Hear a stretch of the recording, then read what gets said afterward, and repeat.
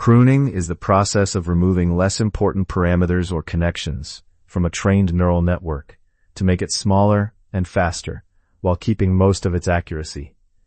You can think of it like carefully trimming branches from a tree so it keeps its shape but becomes lighter and easier to support. A simple mental model is to imagine ranking every connection in the network by how much it actually changes the output, then deleting the weakest ones and leaving the strong, useful paths intact. After pruning, the network often still behaves almost the same, but it has fewer weights to store and fewer computations to run. In practice, you might prune a large image classification model before deploying it on a mobile device so it fits memory limits and responds quickly to camera input.